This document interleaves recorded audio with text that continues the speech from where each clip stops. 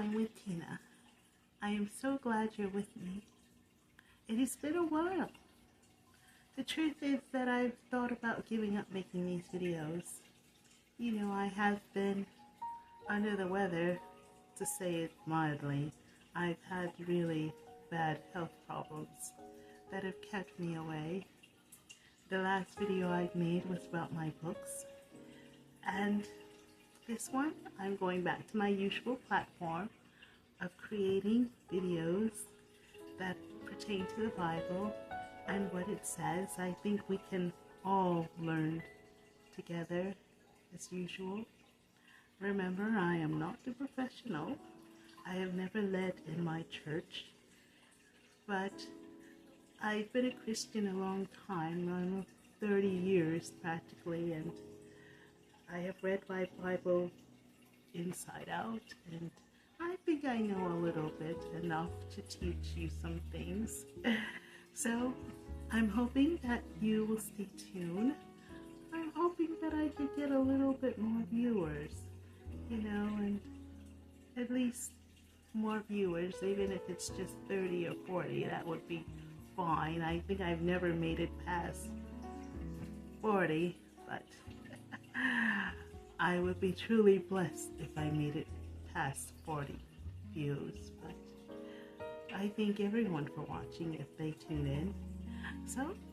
But let's begin. First, I'm going to put on my new glasses. You can see they're pink. Oh, yes. I do love my new glasses. They're very nice. And, of course, I always see 100% better in them. So, let's begin. Today, my topic is called Money is the Root of All Evil. And let me do this lips today. I did not put my makeup on as well as I should. But money is the root of all evil. And you may have heard that. A lot of Christians have heard that, saying it is in the Bible, and a lot of non-Christians have heard it. Let's read it before we start talking about anything. Let's read what that scripture said. 1 Timothy chapter 6, verse 10. It reads, "For the love of money is the root of all evil. Some people have wandered from the faith and pierced themselves with many griefs and sorrows." When Paul talks about money being the root of all evil, he's actually talking to Christians. He's not talking to people who don't believe in God, people of non-faith. He's talking to Christians when he says this. And I find that fascinating. When I read this, I've read it 100 times, but, now I realize that, oh my God, Paul is talking to Christians. So Christians even struggle with money. Now, money is something that we all need. Of course, we need money to survive here on this earth. You can't survive without money, and it's something we all need. We can't live without it. We need it to pay our bills. We need it to eat with. We need it to keep a roof over our heads. We need it. Even back in Jesus' day, everyone needed money, to survive. That's how they work hard and earn a living, making money so that they can provide for their families, for themselves, keep a roof over their head, feed themselves. Those are just the basic things. But in this world, we need other things as well. Vacation trips or cars or, little things here and there. Hanging out with our friends, celebrating parties, and, we need it for many things here. And as people living on this earth, that is what money, God provides the money for us to use what we need for. But why is it the root of all evil? That's the question. if it's something everybody needs and uses, how did it become the root of all evil? Well, let's look at a number of things money is good for. We know that money is the number one Christmas present. Everybody likes to get money on Christmas. They would rather you give them money than buy them Christmas gifts. I know I would. I know my mom definitely would. She would prefer money over any Christmas present. Money is the prize winning game shows. When you watch a game show, what is the number one prize? Oh, they have parting gifts, yes.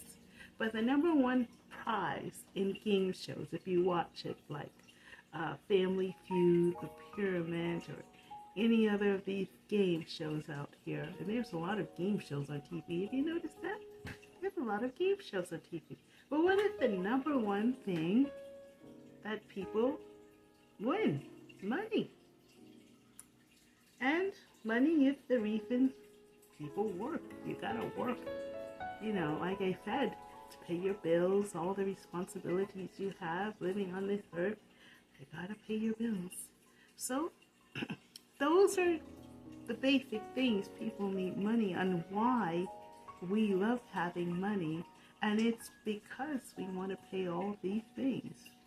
Women often look for men with money. I once watched this documentary. I was not sure if it's called a documentary, but they did some kind of skit thing, or to see, I think I spoke about this before, where it was two guys, actually the same guy. It was the same guy. Once he was dressed in a certain way and in regular clothes, jeans, t-shirt, not looking very elegant. And he was driving this beat up cars, and he was trying to, pick up girls on the street, and, trying to be all flirty and everything like that, and picked up girls. He wasn't having any luck at all. The next time he comes out, he comes out with this expensive looking suit, looking all dashy, maybe flashing some blings, and then he had this an amazing sports car he was sitting by. The same guy, went about flirting and trying to pick up women, and guess what? He got all of them. The same guy. And why? Because this guy appeared to have money. So, that's one way you could look at money as, the cause of it turning into something evil, because some of those women were already in relationships. I think a couple of them were even married. So you could see how it works, how money becomes the root of all evil. And that's just in one way. There are many ways that it can become the root of all evil. God knows we need money to survive, but how does money become the root of all evil? Well, if we look back at what the scripture says, it says the love of money. It doesn't say the need of money cause the root of all kinds of evil behavior. It says the love of money. If you love money too much, it can become, you can end up doing all kinds of horrible things for it. And isn't that the truth? Isn't that what we see all the time? I mean, look at some of the things crimes are committed because people want that money. Lies and deceits are committed because people want that money. Betrayal is committed because people want that money. And we're going to talk about these different things that can cause people to do evil things for this money. And there are three logical reasons why people do evil for money. The first one is greed. Greed is one reason. The second one is selfish ambition. That's in the Bible. And the third reason is privilege. Now, when you have all greed, selfish ambition, and privilege, they can lead to you doing terrible things for the money. We'll start with greed. Some people have a need for more money, even though they may have money. The wealthiest people in the world. I just heard, even yesterday I heard this, that there's over 1,000 wealthy people living in America. Over 1,000 wealthy people living in America. Can you believe that? That's just America alone. There are a lot of wealthy people living in America. And what happens, with these wealthy, and I'm just going to talk about wealthy people for a minute. But wealthy people, what do? You think they're settled for their wealth? You think they're okay with just having this wealth? No. They live their lives obtaining more wealth, because what else can they do? They already have everything. What else can they do? Their wealth accumulates. They do things to get more wealth. They invent things to get more wealth. They do more things to get more wealth. They buy more houses. They buy more cars. What are you going to do with all these houses? Most of the celebrities have more than one house. One and more big houses that cost over $1 million. I'm like, what are you going to do with all that? All you need is one big house. But no, they have 2 or 3 houses. Some of them have 4 or 5 houses. And cars. You really only need one car to get around. But they have 5 or 6 cars. I was watching, and I do watch a lot of YouTubers on YouTube. A lot of them have nice, fancy houses. I watched this YouTuber, and she had a closet full of shoes. Just one whole closet that just had shoes in it. And she said she never wore none of those shoes. They're just sitting there in that closet. I'm like, oh my God.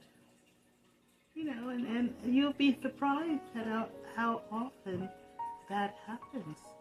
You see, with wealthy people, they just obtain more wealth. And they don't really know what to do with their wealth, to be honest. But this word that says something, what is the word I'm looking for? Abundant? No. Debauchery. Yes. Debauchery. But rather than just settle for that, because they were already wealthy, like I said, they do whatever they can to obtain more wealth. And that is one way that greed. Also, gambling is another example of greed. I know people who have gambled, who have won, big in casinos and everything. But their greed for more money has led them to keep gambling until they lose the money they have. But they keep gambling because they want that, and they've already won a lot of money, but they keep going because they want to obtain more money. And sometimes they do, and sometimes they lose all of their money. But the premise is that this is the sign of greed. That you continue to want more. You're greedy. You want more. What you have is not enough. You want more. You want more bags. You want more shoes. You want more houses. You want more cars. One is just not enough, and that is greed. Selfish Ambition is something that you don't have to be rich to have. We all kind of have that selfish ambition. But when it comes to money, it can lead us to live a very sinful life. Selfish ambition is more common. And a good example of someone having selfish ambition when it comes to money is when divorce. I want the house, I want the car, I want you to pay child support, I want you to pay spousal support, I want you to pay all these. Divorce is first of all, it's very difficult to go through divorce, as it is. You have the kids, you have whatever, but when you're wealthy, it could even be more dramatic because, one partner wants everything. And that could coincide with greed, but really it's just selfish ambition. They want everything. Then they want you to pay for everything. And so that's a good example. Divorce is a good example of someone having selfish ambition, just needing everything, wanting everything from the marriage, and not leaving anything for the partner to have. That's a good example of selfish ambition. Another good example of selfish ambition is someone reaching for the stars with their career.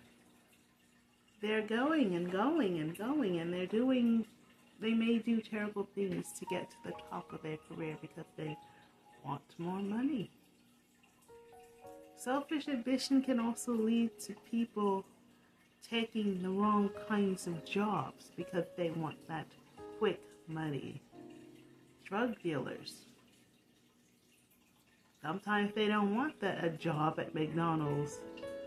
They would rather sell drugs, and they can make very quick and easy money, thousands of dollars quick, than working at McDonald's and having to make money that way. They would rather make it quick and easy and sell drugs.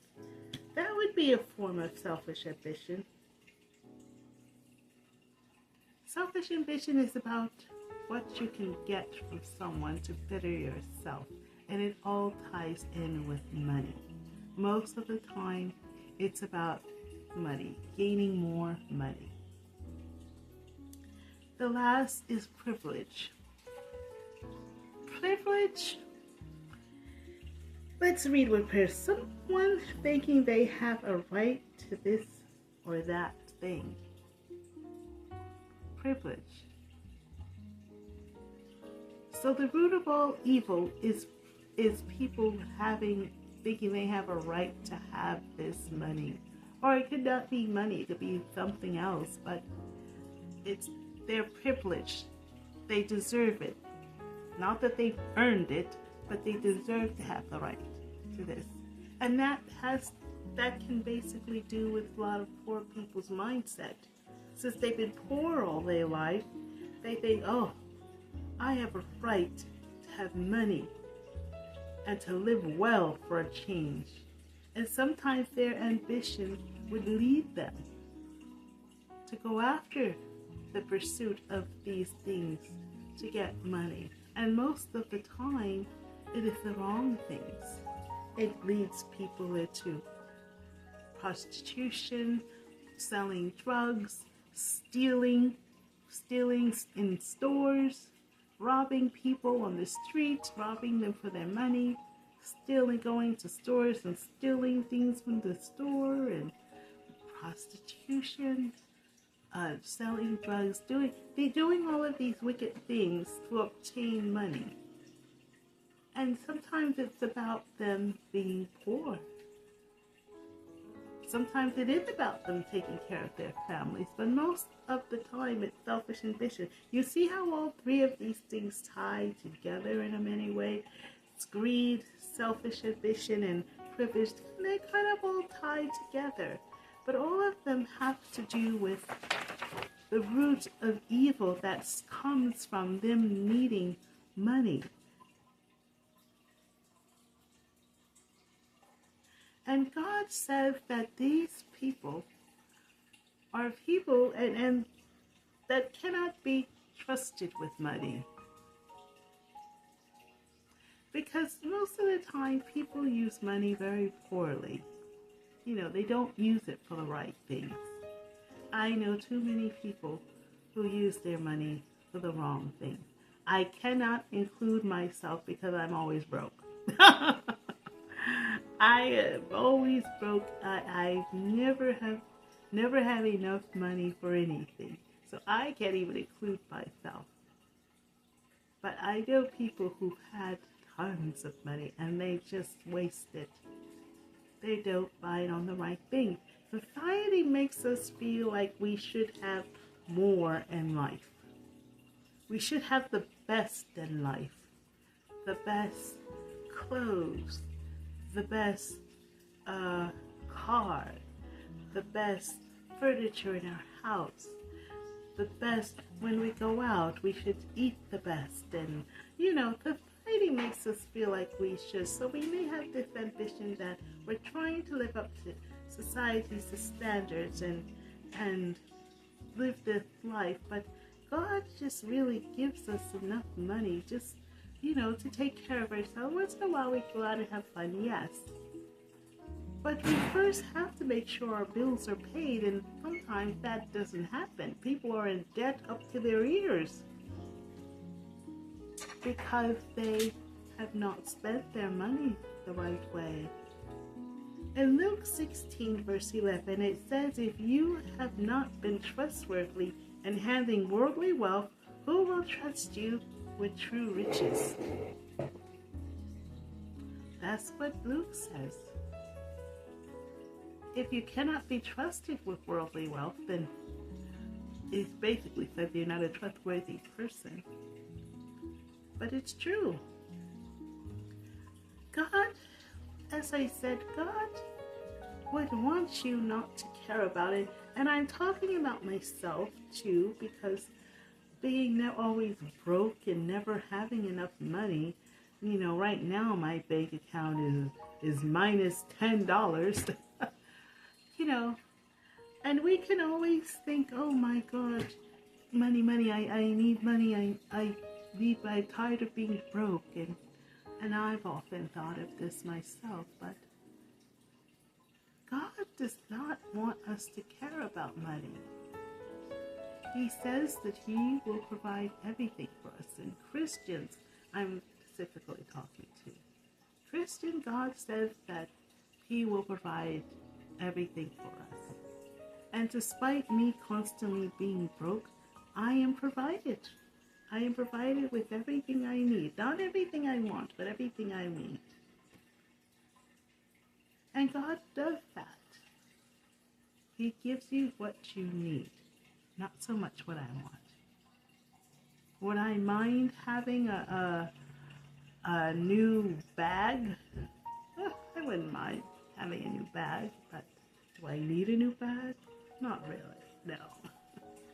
It says in Matthew 6:19, verse 21, do not store up for yourselves treasures on earth, where moths and thieves can destroy, and where thieves break in and steal, but store up for yourselves treasures in heaven. And it says at the end of this, where your treasure is, your heart will be also. It says that. So if your treasure is in money, that is what God sees, that is what you care about on this earth, having money. We can't take money to heaven with us. We can't take these Gucci bags and 3 or 4 cars and 3 or 4. We can't take those all to heaven with us if we're going.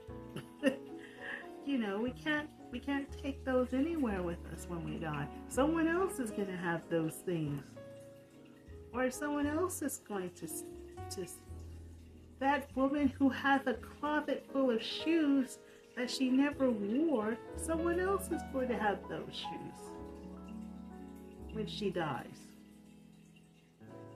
And maybe they'll wear them or not, but you know, she had something that she never used. And now it's going to go somewhere else, or maybe it's never going to be used. Who knows what's going to happen to her shoes when she died that she never wore? Who knows? There is a scripture that says something about, I think it's a parable, one of Jesus' parable. I'll put it here. That Jesus talks about this man storing everything in his barn, and when he died, the stuff was still sitting there, and someone else got it. And he says, do not store these things, do not store these things. But the reason why we do this is because, security reason. We just feel more secure having more things. But the way we get these things could lead us into sinful, evil things. How many movies have I watched where people have robbed places to get millions and millions of dollars? They literally rob banks or rob someone, all because they want these millions and millions of dollars. Is it worth going to jail for? Is committing all these crimes worth going to jail for? And most of the time in these movies, they get caught and go to jail or whatever, or eventually die. Some of them have died, but when you have a love of money that causes you to sin, that causes you to act in a way you shouldn't be acting, then it becomes a problem. Do you really need to take everything from your husband in a divorce?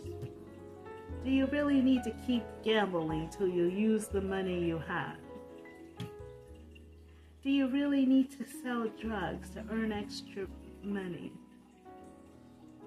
Do you really need to sell your body? Do you really need to do a lot of the sinful things we do because of money? Do you really need to have that extra car? Do you really need to have this extra house? Do you really need to do these things to obtain money? And sometimes it's extra money, not the money you have, because you probably live okay, but you just want more. And those needing more become sinful. It says in Matthew 6:24, no one can serve two masters. Either you will hate the one and love the other, and vice versa. You can only have one master. And we do pray that that master is not money for you, but it is for some people. And it can cause all kinds of evil behavior. You may not think so. You may not think you're doing anything wrong.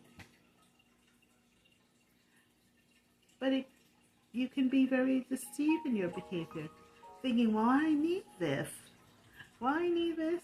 And you probably deep down don't really need it. But this is how Satan deceives us into thinking we need something when we don't really need it. And this is part of the root of all evil. It's loving money. It's loving that need for money. It's loving that desire to have more. Is what caused people to have evil intentions when it comes to money. So it's something we must be careful of. And it's something that we need to read our Bibles and understand how God feels about money. I hope this lesson helps you. And I hope you do well in your future when it comes to money. I hope you're spending right. And remember, this scripture is mostly for Christians. God wasn't talking about everybody else in the world. Christians also fall short of the glory of God. And we may stray away from God for our pursuit of money. It is documented. So I hope you learned something from this lesson. And I hope to see you again soon. I hope to start making new videos at least once a week or every other week, depending. But I hope to see you soon. Bye.